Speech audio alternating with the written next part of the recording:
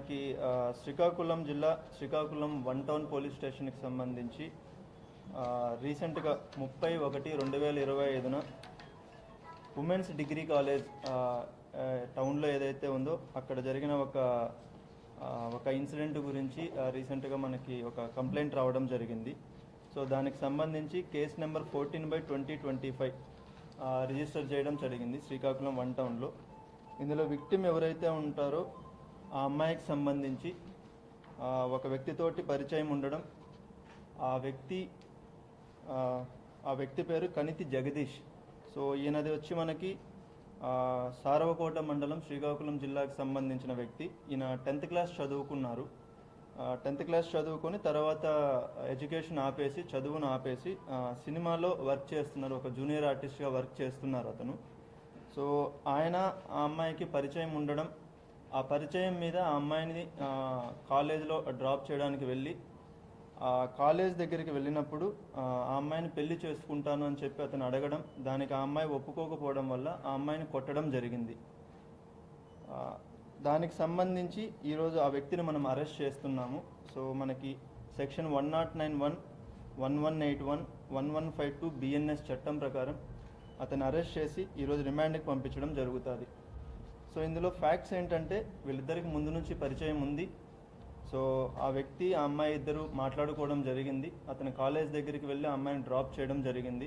So drop చేసినప్పుడు కాలేజీలో అక్కడ వెళ్ళినప్పుడు నువ్వు నన్ను మ్యారేజ్ చేసుకోవాలని ఇతను అడగడం, దానికి ఆ అమ్మాయి ఒప్పుకోకపోవడం వల్ల అతను ఆ అమ్మాయిని కొట్టడం జరిగింది. ఇక్కడ మనకి న్యూస్లో వచ్చినట్లు కానివ్వండి, లేదు అంటే డాక్టర్స్ ఒపీనియన్ ప్రకారం కానివ్వండి, ఎక్కడే కానీ ఆ అమ్మాయి పైన సెక్షువల్ అసాల్ట్, లైంగిక దాడి అన్నదైతే జరగలేదు. మనకి డాక్టర్స్ ఒపీనియన్ కూడా అలానే క్లియర్గా ఉంది. అండ్ మనకి యాజ్ పర్ కన్ఫెషన్ కావచ్చు, లేదా మనకున్న ఎవిడెన్స్ ప్రకారం ఇప్పటికున్న సాక్ష్యాధారాల ప్రకారం కావచ్చు, అలాగే ఉంది.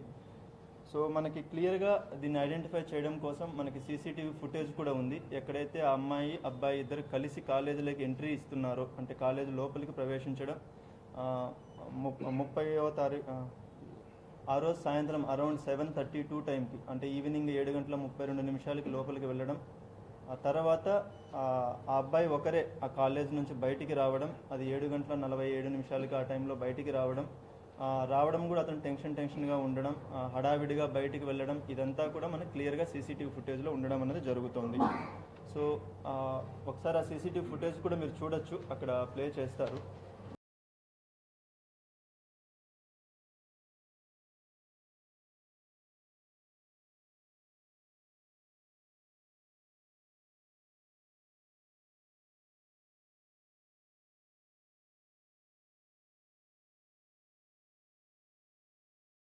అందులో ఒక చిన్న ఏంటంటే ఆ రోడ్ అనేది మనకు బయటికి కూడా యాక్సెస్ ఉంటుంది. సో దానికి సంబంధించి ఆల్రెడీ మాట్లాడడం జరిగింది. త్రూ ఎడ్యుకేషన్ డిపార్ట్మెంట్ దానికి నెసరీగా మనం యాక్షన్ తీసుకుంటాం.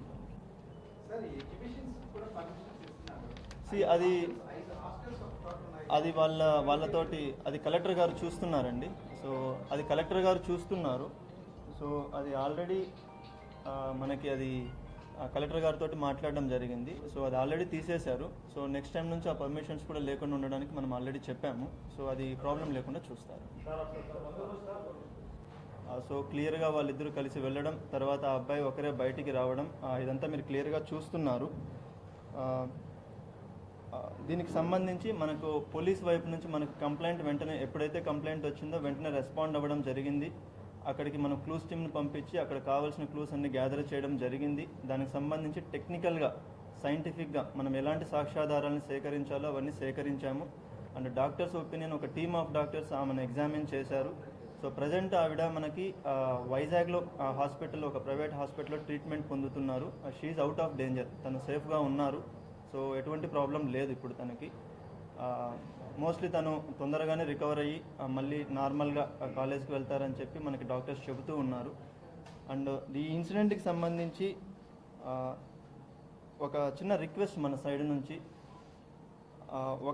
ఒక ఉమెన్ పైన, ఒక ఆడబిడ్డ పైన ఒక ఇన్సిడెంట్ జరిగినప్పుడు దానికి మన నిజమేంటి అబద్ధం ఏంటి మనం తెలుసుకోకుండా ఒక తొందరపాటుగా ఒక కమెంట్ చేయడం కానీ, లేదంటే ఏదైనా మనం ఎక్కడైనా రాయడం కానీ, చూపించడం కానీ జరగడం వలన ఆ ఫ్యామిలీ కావచ్చు, ఆ అమ్మాయి కావచ్చు, లేదా మిగతా వ్యక్తులు కావచ్చు చాలా ఇబ్బంది పడాల్సి వస్తుంది.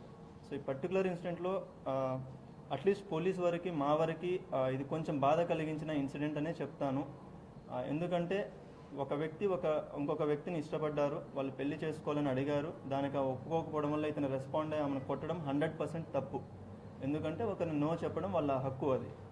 బట్ ఆ ఫ్యాక్ట్స్ మనకి తెలియకుండా వాళ్ళపైన ఏదో జరిగిందని చెప్పేసి దాన్ని మనము రకరకాలుగా మన వ్యాఖ్యానాలు జోడించి అది పబ్లిక్ కావచ్చు లేదా రకరకాల వ్యక్తులు కావచ్చు చేయడం అనేది కొంచెం బాధ కలిగించే అంశం అది.